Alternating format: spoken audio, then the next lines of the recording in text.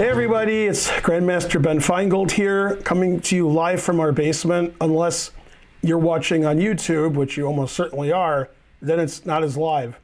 But if you're here on Zoom while we're recording this, then it is live. So, boo, because that was scary.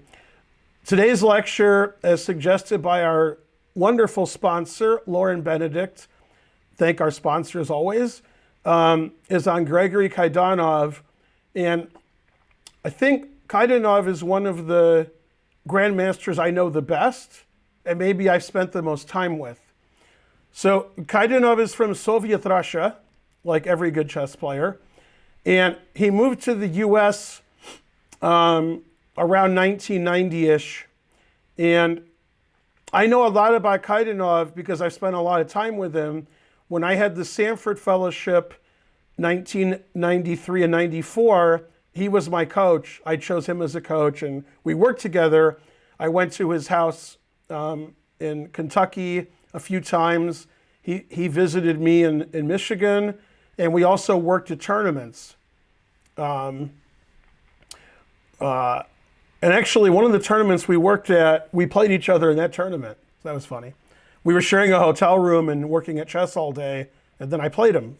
So anyway, Kaidanov at one point was the highest rated player in the United States, USCF-wise.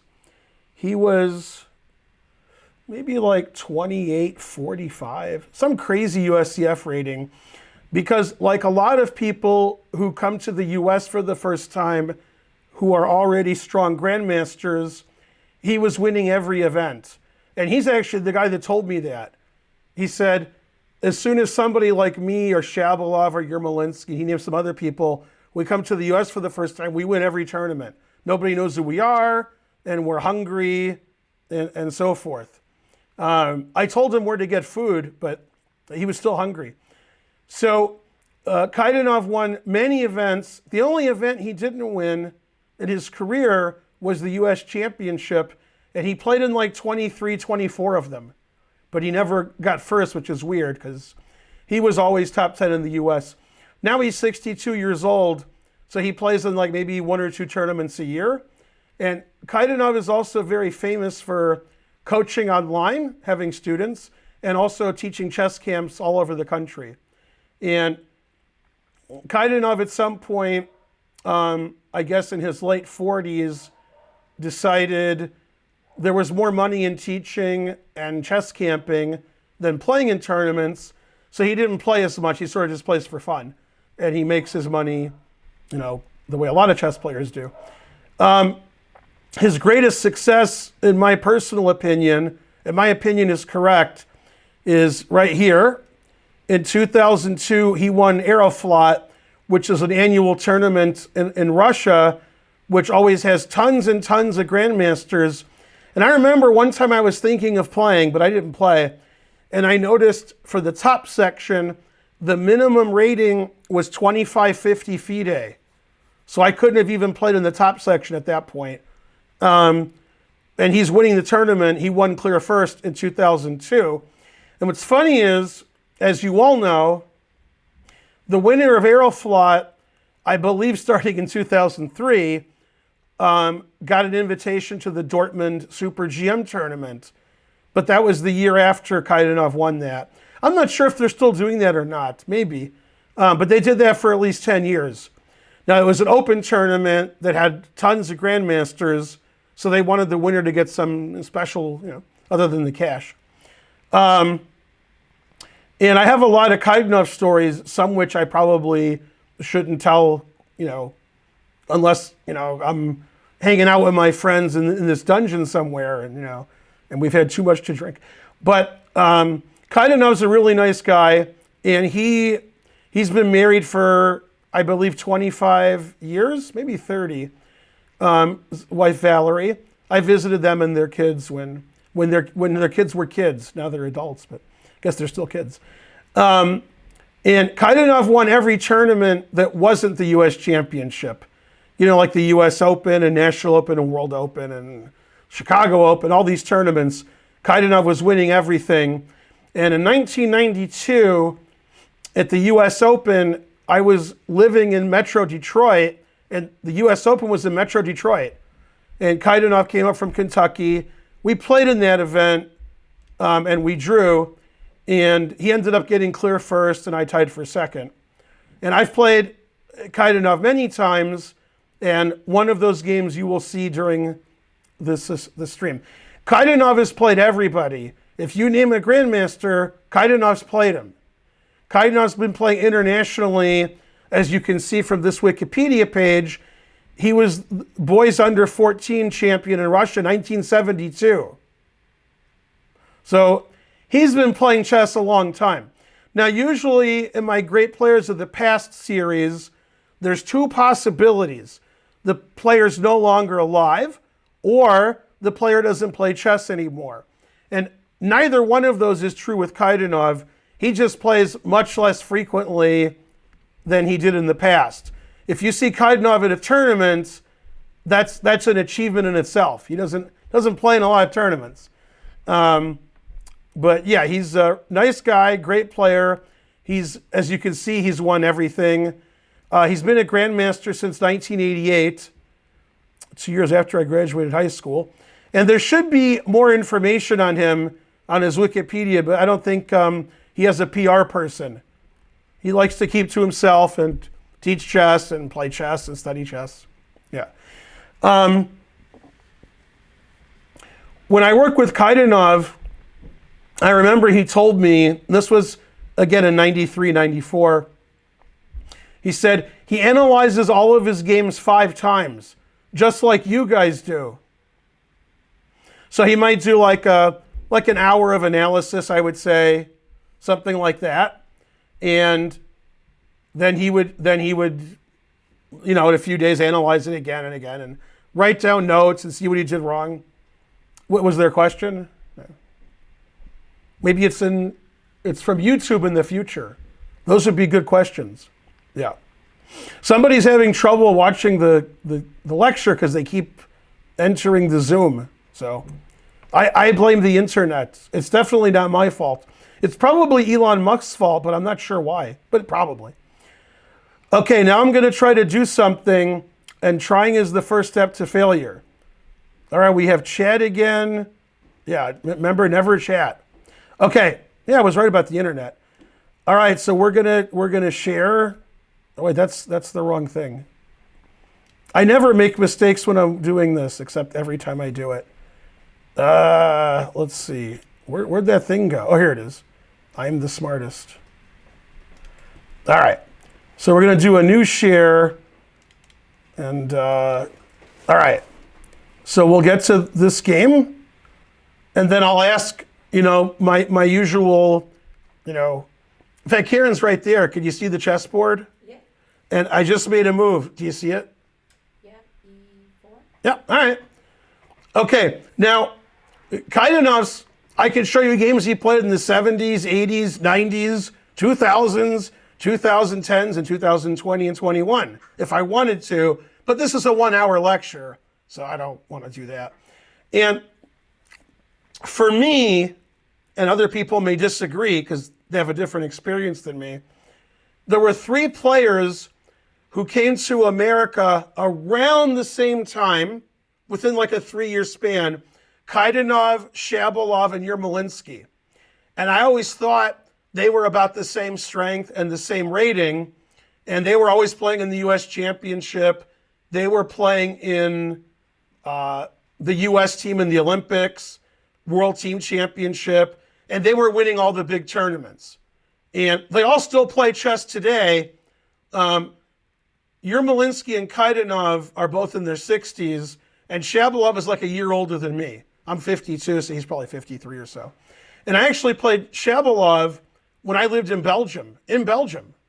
I forgot what the result was, but I lost. But that was unfortunate. That was the first time I'd met him.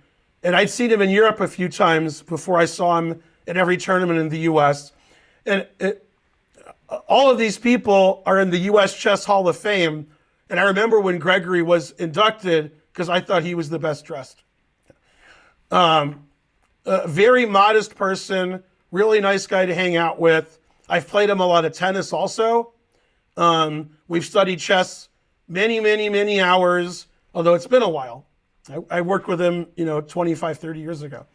Okay, so this game was played in Russia when Anand was very young. Let me see the date of this game. Let me move it. 87, that's what I thought. So Anand would have been 17 during this game, and he would have been about 25, 50 FIDE. And Anand was really good as a kid, and he played really quickly. And, well, it's a lecture on Kaidanov, so sorry, Vishy. And Vishy's birthday was 2 weeks ago, so man, truth hurts. Okay, so Vishy played a Caro-Kann. Vishy played everything when he was a kid. And also, Kaidanov was one of the first guys I knew as a strong grandmaster who played every opening. So if you're playing Kaidanov, E4, D4, C4, Knight F3. Now it seems like they all do that, but okay. So Vishy played the Caro-Kann, and White played the Panov. And I don't have White in the Caro-Kann very often. Now I do sometimes when I'm, playing blitz chess online, but in slow chess not very often because I usually don't play E4. But when I do have White in the Caro-Kann, I like the Panov Botvinnik attack, which is what White is playing. Okay, and Knight C6 is a very strange move. That's going to transpose into a different opening.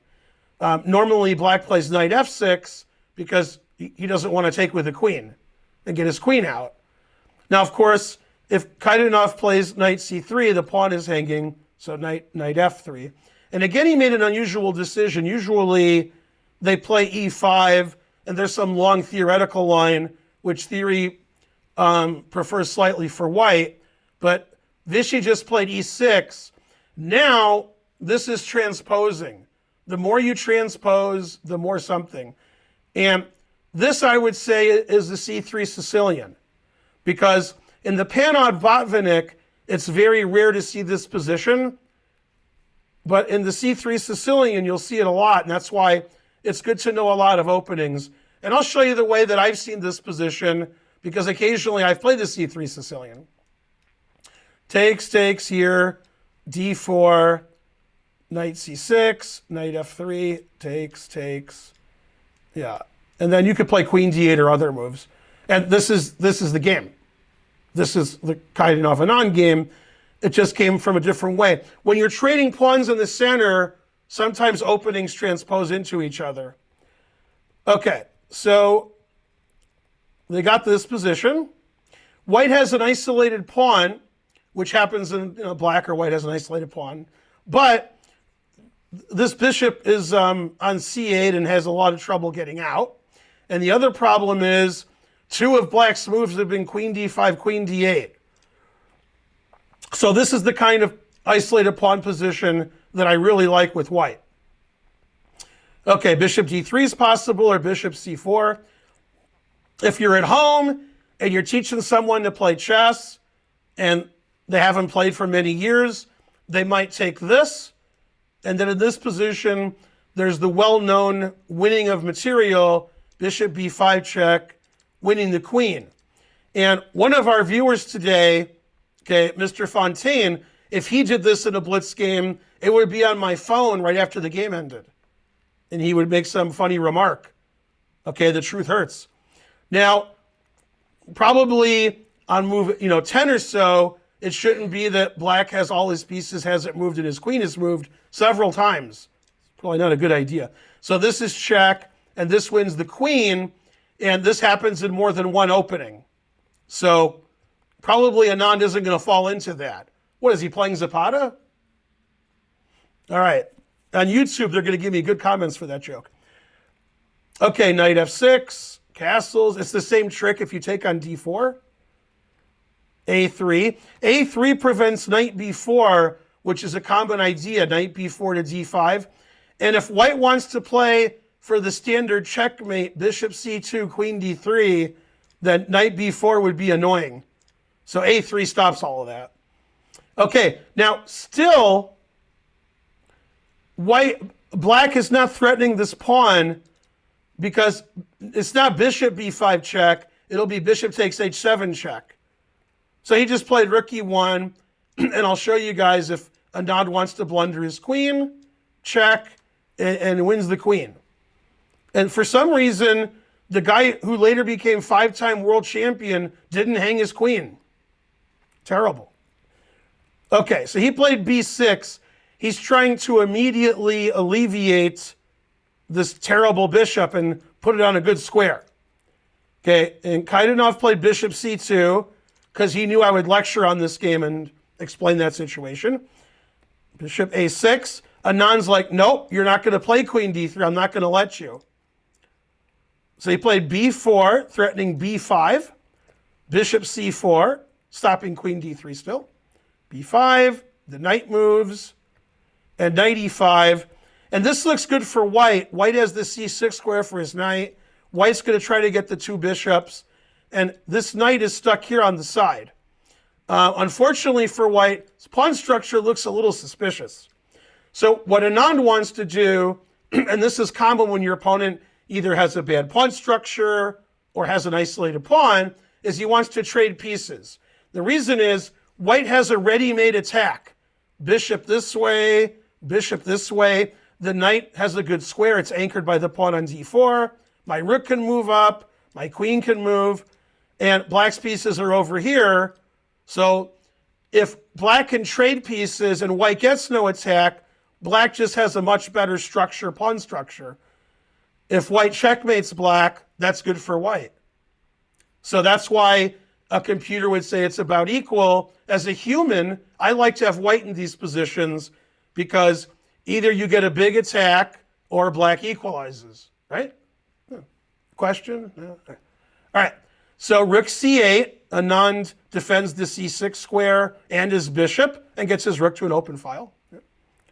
Rook e3, not only playing for checkmate with a rook lift, but also defending the knight just in case. That knight was a little loose. Rook c7, defending the second rank. Rook g3, rook e8. The idea is to play bishop f8. And now we see the reason for rook c7. After bishop f8, the rook is defending the second rank here. Bishop h6, bishop f8. Always play bishop f8. So both sides did everything they wanted to. Black defended this. This pawn's defended a million times, so there's no sacrifices here. This pawn's defended. And if I can ever get rid of this knight, maybe I'll play rook d7 and pressure the isolated pawn. So black is very solid, and white is going for checkmate, and white doesn't want to trade all the pieces, so he's got to do something to keep the attack going. So he plays bishop g5, pinning the knight, bishop e7, and now they can repeat. The problem was, in 1987, Anand wasn't a grandmaster yet. He became a grandmaster in like 87, 88. I wonder if he was a grandmaster this game. This might have been his first tournament.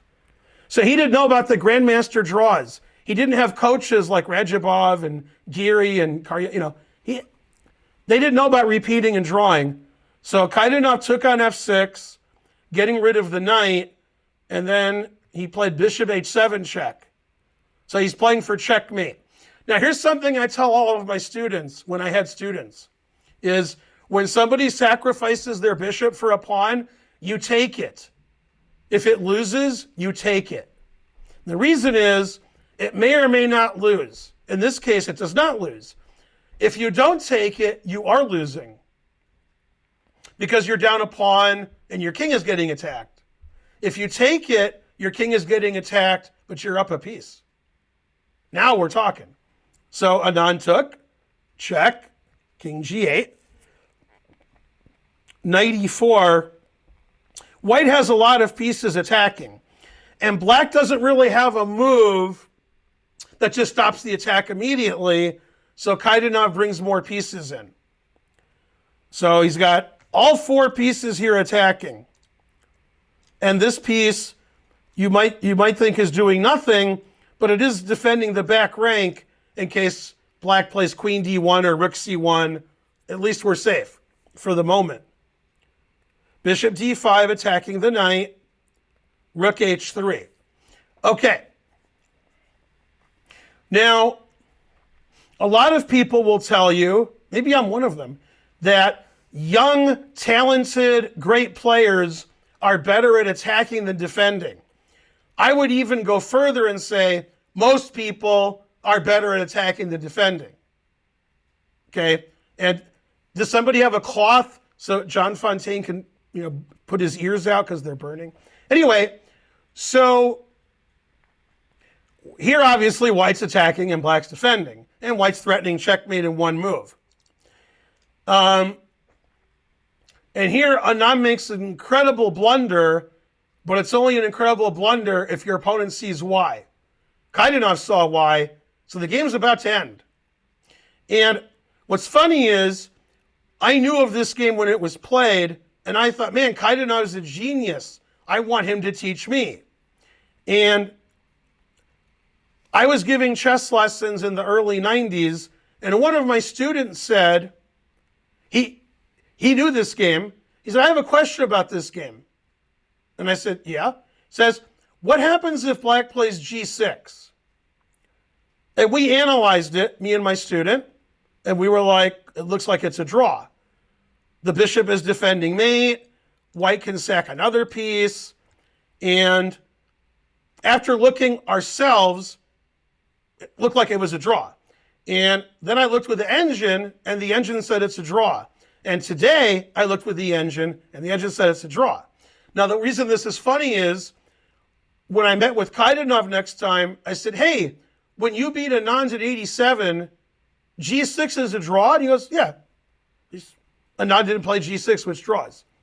So now white has to sacrifice more material, but it's going to end in a perpetual check. The only way to continue the attack is to sack more pieces. Now, when you sack all of your pieces, you either perpetual or you mate, and there's no mate. Now, the answer I don't know, because I've never asked Anand, although maybe I asked him and I forgot, that's also possible, is did he see g6 was a draw, and he didn't want to draw because he's up a piece and the attack is ending? And I think actually the move he played is better than g6, except it's a blunder. If Kaidanov doesn't play the winning move, then Anand probably is winning. So I think Anand just missed this move. That's what happens at the top level, is when you look at a game between class players who are like 1100 and 1400, and the engine says plus 10, that's because one of the guys is up 2 or 3 pieces. When it says it in a grandmaster game, that's because one guy missed a move. And if that move didn't exist, his position would be fine. And that's what happened here. He played king f8. And if Kaidanov does not make the winning move here, he's in trouble. I mean, those knights are going to get captured by the bishops, and you're just down a piece. You need some pieces to attack. Now, let's see if anybody in our live audience, Karen or one of you watching, can tell me the winning move for white without using an engine. And they were like, oh, I was using an engine. How does white win the game? This is why you paid big money to watch this lecture, because of this one move. Is it queen takes f7 check? And it is. It is. Retakes, and then you move your knight in there somehow, and somehow with your rook and knight. Yeah. Well, here Anand resigned. There's one legal move, and after the check somewhere, there's one legal move, and then mate. Now, for somebody of Anand's strength, that's a bad miss. It goes check, checkmate, and you don't get to be 2,800 and 5-time world champion by missing check, checkmate. But he wasn't 5-time world champion. He wasn't 2,800. He was 17 years old. And probably his defensive skills weren't as good as they were later. Unfortunately, Anand is playing in a tournament now, and we won't talk about that. We will never talk about that. Don't go to the internet and see what it is. God damn. Okay, so he played king f8, and if white doesn't have this queen sacrifice, black's doing great. Black's king is safe. I'm going to take the knights. I'm up a piece. but that wins immediately.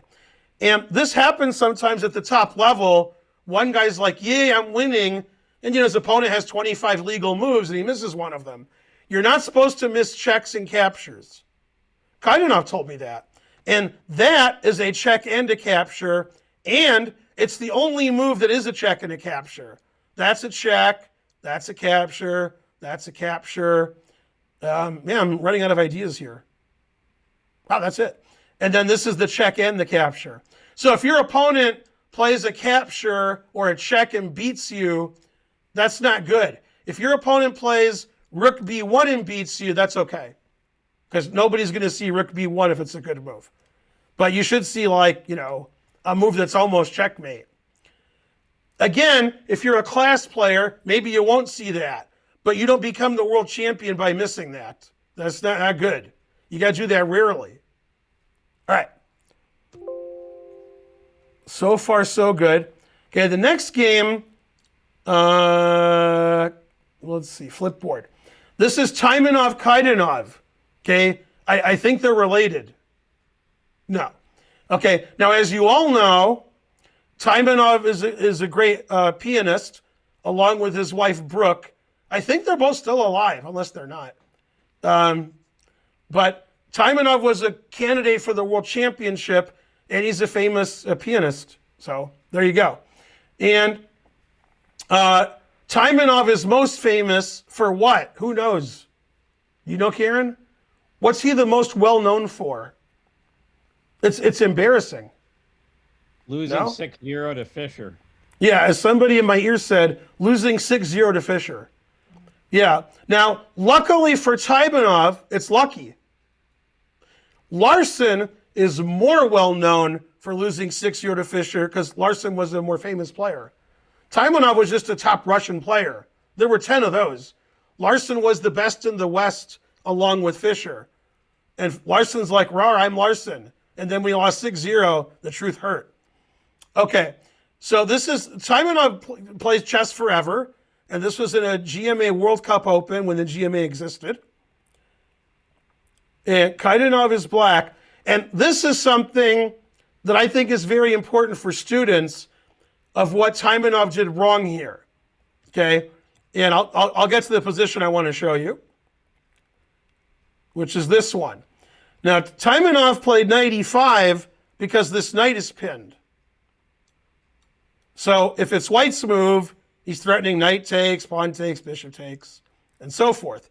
And Kaidanov, instead of playing queen c7 or bishop d7 or queen b6, some safe move, he castled.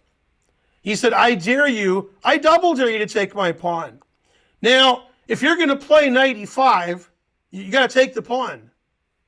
You didn't play knight e5 not to take the pawn. So when you don't take that pawn, then you shouldn't have played knight e5.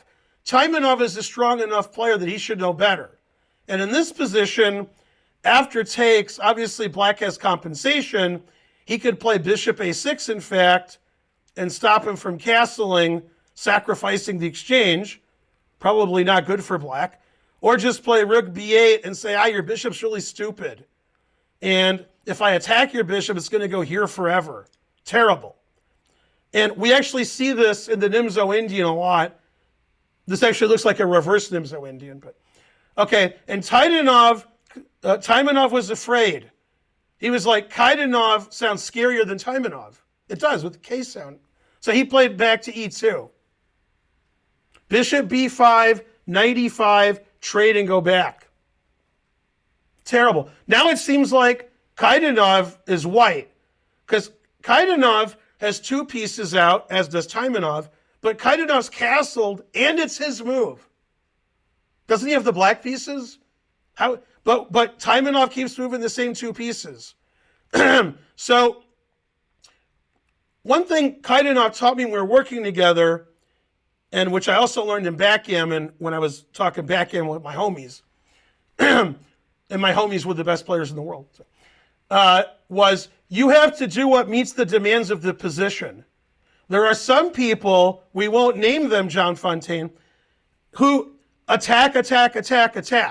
And then he knows that's not right, but he likes to do that. So now he's changing his game solid, positional. Okay. The top players in the world have all-around games. If their opponent's attacking, they defend well. If their opponent plays badly, they attack them well. If they have two passed pawns, they queen them well. They do whatever the position demands. Now, in this position, you could argue successfully black's pawn structure is a little suspicious. Double pawns, isolated pawns. However, as I just said, black has a lead in development, and these pieces, they're not getting anywhere good soon. So Kaidanov's like, rawr, okay? And that's why he's the Lexington Lion, because he makes rawr a lot. Okay, so he played rook e8. The rook is obviously better on e8 than f8. Castles. Rook b8. The rook's better on b8 than a8. And this rook has a very funny future. And it's funny, I remember a game I won. When I say I remember, I don't remember who I was playing or what tournament or the result. But I remember a game I was playing where I did a rook lift, and I showed the game to Kaidanov when we were working together, and he said, oh, I love to do rook lifts. And I was like, all right, I'm a good student, I guess. And what's funny is in the previous game against Anand, he did do a rook lift. Rook e3, rook g3, rook h3, Papa John's. So in this game, the question is which rook will be lifted? And the answer is always fries. d3, solid. Rook b4. Now, the reason white didn't play d4 is he doesn't want to undouble these pawns. He's like, those pawns are all weak. I'm going to attack them later. And Kaidanov said, there is no later, because I'm going to checkmate you. So he's going to swide his rook over to the king side.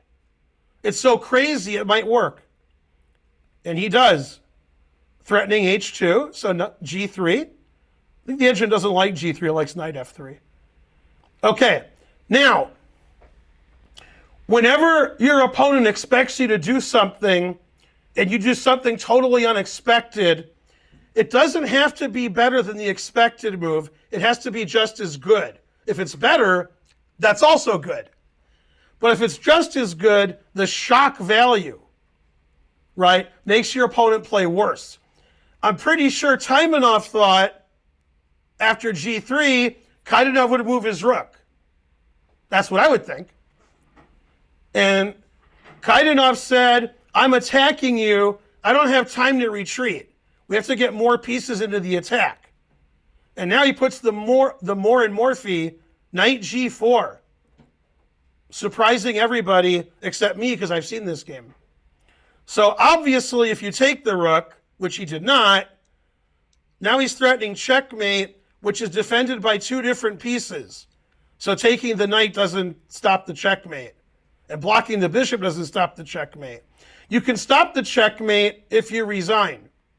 Now, the other way to play, obviously, is knight f3, and then we play queen h3, and then I give up, because there's no defense to bishop takes here. This rook is coming, and white can't move any defensive forces in there. If we play rook e1, for example, to play bishop f1, always play bishop f1, well, then f2 is not defended. Not only do you get checkmated, but you also lose your queen. Terrible. So after knight g4, Taimanov played bishop takes g4, getting rid of one of the attacking pieces. Here comes another one. And now Taimanov, and I don't blame him. This was when I was a kid. I didn't have my list of rules. They weren't on my Twitch page. They weren't on Twitter. They weren't in the sky. They weren't in my dreams. But he still should have known better. Never play f3. Now again, when he plays f3, Taimanov is thinking, yay, I'm attacking two pieces. But Kaidanov has all of his pieces attacking. I mean, his piece, and then, terrible. No defense. So now Kaidanov played a brilliant move. You're going to think Kaidanov was a greater attacking player than Tal when I'm done with this lecture. Okay, he played the move that you would all play, except for one thing.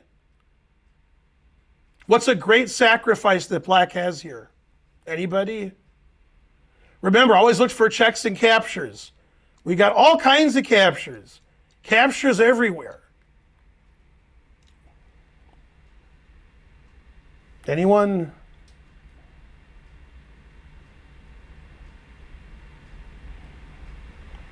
Yeah, I know. Now I know what Simon and Garfunkel meant by the sounds of silence. Is it Rook H2 and then? It is Rook H2. Okay.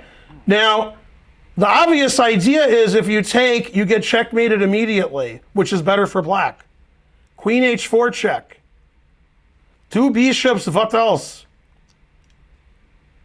And then the king moves somewhere, doesn't matter where, and checkmate. Okay, so you can't take the rook. I'm threatening bishop takes g3, threatening rook takes e3. So he took the bishop, got to take something. Rook takes e3 because the rook is still not attacked. It's the same checkmate, the same deviled egg. And there's more checkmates because the rook's on e3. I just showed you the same one. But. Okay. So now white has a big problem. Black's pieces are all over him. That's not good. So he played bishop f6, stopping the queen from coming in. Okay, Taimanov's no joke. That's a move you wouldn't consider defensively. His idea is, if you take my bishop, I take your rook, and there's no more queen h4 check. And now white's up a rook.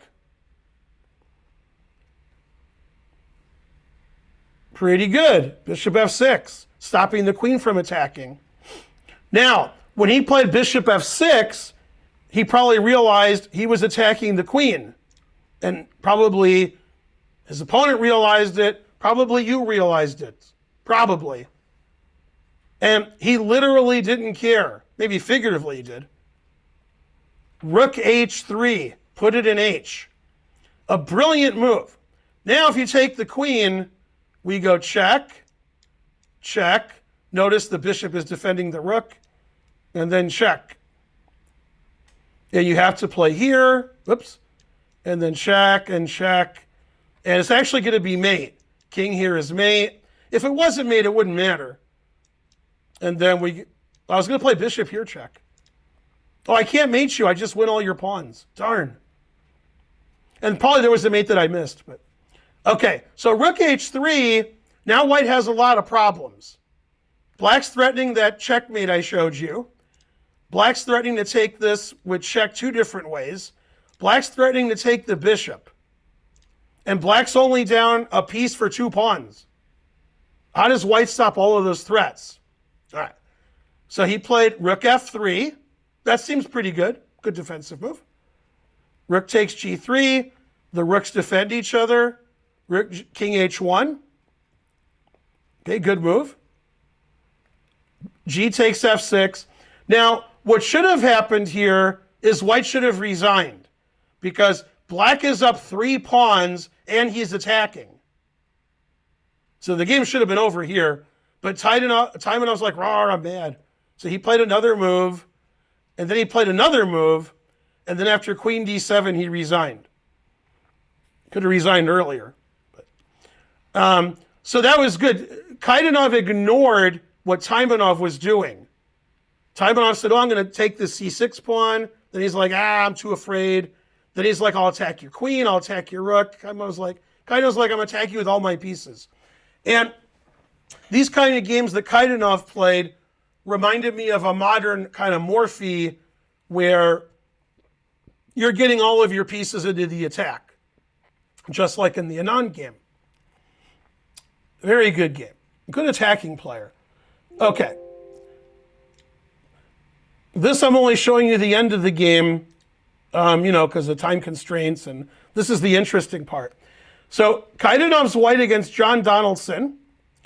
John Donaldson should have been a grandmaster, and he has 2 GM norms, but he never got his 3rd norm, and he basically doesn't play chess anymore. He's more of a chess historian. But he was GM strength. And he's playing Kaidanov, and this is the position.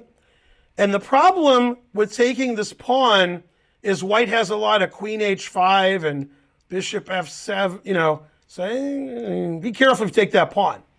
So Donaldson wanted to take that pawn, so he played queen b8. I'm sorry, rook fd1, queen b8. And the engine says queen b8, boo, boo. It hates queen b8. Okay, and the reason it hates queen b8 is it does something bad that I teach my students. But John Donaldson wasn't my student, so. Okay, and that is, it lines the queen up with the bishop. Advantage bishop. So white wants to move his e-pawn. See what I'm saying? Yeah, but the e-pawn can't move. But Kaidanov wanted to move the e-pawn, so he moved it anyway. And when you're rated 2,600 FIDE, you can break the rules too. So this position is ripe for attack. The queen on d8 was defending, now it's not. These pieces are all jumbled on the queen side, and I got my bishops and my queen. We just need some more force. So Kaidanov started off the brilliancy, made about 5 brilliant moves in the next 6 moves. Knight takes d5. Now, if you let him take on d5, then you're down a pawn, and the guy has 2 bishops. So he takes it. e6, obviously. Now we're threatening the queen, and we're threatening the knight. Knight e5, stopping bishop takes queen, and stopping pawn takes knight. And black's up a piece. Okay, now, you always want to remove the defender. Now, this is so good, I think if you're under 21, you shouldn't watch. It's too exciting. Go watch a cartoon or something. Okay, this is beyond, this is what Mikhail Tal dreamed of, right? And when I think of Kaidanov, I don't think of a crazy attacking player. I think more of a strategic player. But, guys played chess for 50 years. I found some great attacking games. Okay, we have to get rid of the defender, so always sacrifice the exchange. You can't take with the knight because the knight's pinned. So you take with the bishop. Now that knight was not only defending this knight, it was defending e7. And you're like, e7, who cares about that? e7. Now, you can't allow to take the rook, so you got to move your rook, okay? And Kaidanov looked at his watch, and he's like, I haven't sacrificed a piece or a rook in a couple of moves. He played e7. That wasn't sacrificing anything. So he was furious with himself. So he sacked his bishop. The purpose of this sacrifice is to gain a tempo, and the other purpose is to do a rook lift, because his bishop was on d3. Now, you can't play king f8, because there's a pawn there. And then king h8, queen here, I don't recommend that for black. For white, I do. So he took, check, took. The queen's attacked, got to move your queen. So he did.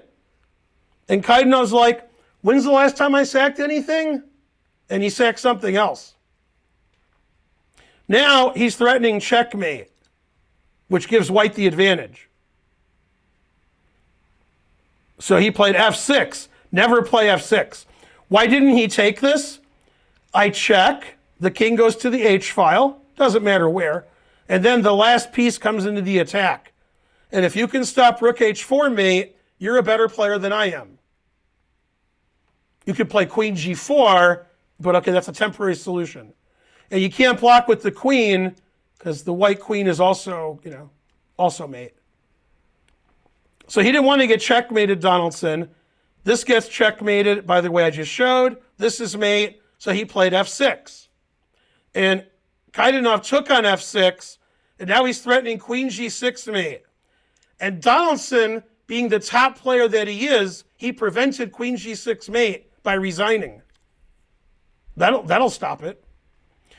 Now, what's funny about this game, to me, you may not agree, is the last 7 moves of the game, white sacrificed pieces, and white's only down a rook, and white has 4 pawns for the rook.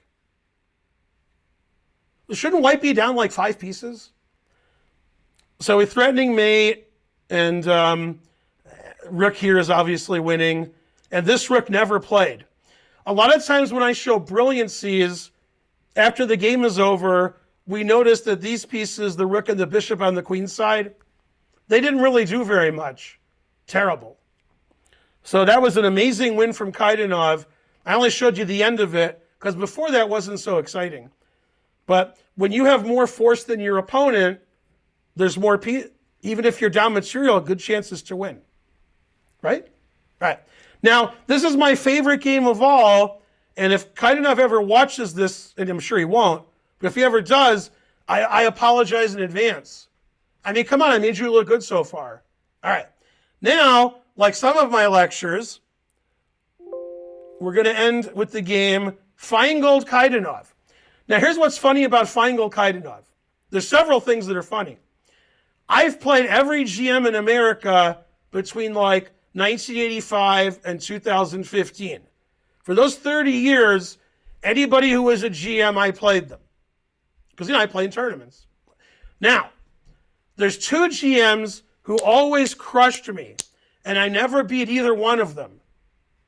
Now, I would draw occasionally, and that was Shabalov and Kaidanov. Shabalov and Kaidanov, I've played them both at least 10 times. I never beat either one of them. Okay, and then as Aviv would say, until now. This was the U.S. Championship. Let me see what year this was. 2011, and this was in St. Louis. And when the game is over, I have to tell you a funny story about this game. Okay, so I have white. Now, Karen won't believe this, but when I played in U.S. Championships and other strong round robins, I would prepare hours for each game. So if the game was at, let's say, 2 p.m., I would prepare like 7 to 10 p.m. the night before and like 9 to 12 in the morning. So like 6 hours of prep for each game. Okay, and in this game, Kaidanov played one of the lines I prepared for. And Kaidanov has taken on c4, the note boom, but he decided to play this, which I also prepared for. And he played bishop e7, which is a very passive line that he's played before. And most people will either take on c4 or play knight d7 or h6. Bishop e7 is not a common move. This is just a passive variation of the Queen's Gambit declined. Okay, so we got this position. And he played the standard way to get this bishop out. If you play the Queen's Gambit with black or at any queen pawn opening, it's hard to get those two pieces out. And one of the standard ways to do so is to trade on c4, play b5, play bishop b7, and play c5. If you can get all of that in, you're good. Okay, and my job was to not let him get all of that in. And Kaidanov's had these positions before, even with the bishop on c1, which is a semi-Slav anti-Moran variation. Okay, I played rook c1 because I don't want him to play c5. The problem with playing c5 is your b5 pawn is not protected. So some people who play c5, they play a6 first. That way they can play c5. Kaidanov played rook c8, and I played knight e5. The problem with trading for black, which he didn't do, is these bishops are going to get traded, and my knight's going to hop into d6 or c5, probably d6. So once I take this and put my knight here, it's good for white. So what he should do is something solid, but he wanted to play c5. So can't play c5 here, your b pawn's hanging, so he played b4. Then when my knight moves, he'll play c5. Now, you'll notice these two pieces defend c5. So that way it makes c5 easy to play. You'll also notice these two pieces defend the knight. So now I give him a Sophie's choice. Bishop takes f6. The choice is, do you ruin your king? The answer is no. With my queen coming in and my bishop and my knight, the answer is no. Or do you take with one of these pieces, undefending c5? Then the answer is you have to. If you take my knight and we trade, then white's just up a pawn. So he took with the knight, and I played knight e4, and I said, no, you can't play c5. And if you trade knights, you still can't play c5 because your pawn's pinned. Also, c6 is attacked a lot. And when I said, no, you can't play c5, Kaidanov said, which one of us is the teacher here? And he played c5. Sacrificing a pawn. And after the game ended, Kaidanov said, I thought I could win my pawn back, but I was wrong. Truth hurts. And I don't know what Kaidanov missed exactly, but in this position, I'm up a pawn, and it looks like you can play queen d5, threatening checkmate, threatening my knight, and threatening the pawn. That looks pretty good. However, I can stop all three. Although I'm not really stopping one, I'm just making it not good. I can play c6. Now you can't checkmate me. That was the most important. And if you there's a really long variation here that I remember from 50 years ago. I think, so is it knight takes, bishop h7, queen takes? Yeah, knight takes, bishop h7, check. He takes somehow. Queen takes queen. If he takes back, then I take his rook, so I'm up the exchange. White's winning. And if he takes this, hoping for my queen moves away, and he has rook and knight versus queen, which is also lost, I check him, and then I get his rook for nothing. I remember seeing that. Maybe that's what he missed. Maybe. So because of that variation, he's in trouble. So he played queen a5 instead of queen d5 because that attacks two pawns. He's like, I'm getting my pawn back. Now, if he does get his pawn back, that's a pretty good bishop. His rook's coming to annoy my queen. You know, black's position's fine. If he doesn't get his pawn back, then my c5 pawn, I'm going to win with it. So I played c6, and he has to play bishop a8 because he loves bishop a8 so much. On the other hand, his bishop is bad, but maybe he'll win the c6 pawn, then his bishop's not bad. Okay, now here, my knight's attacked, and if I move my knight, I lose my c6 pawn. And there's only one way to protect my knight. And not only does it protect my knight, it prevents me from playing f3 later. Never play f3. f4. See, now I can't play f3. Okay, so now my knight is pretty well defended. This is pretty well defended. And this is trapped. So I'm looking good. And I'm not really worried about queen takes this because, terrible. I could get my rook to the 7th.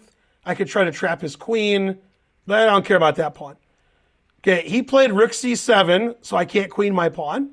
He wants to double up and take my pawn. Rook f2, the engine doesn't like rook f2. It was the only move I made in the game where the engine's like, I don't like that move. It wants me to play something boring like queen here, defending. I wanted to get my rook to some good square. He played knight d5. The engine prefers queen b6.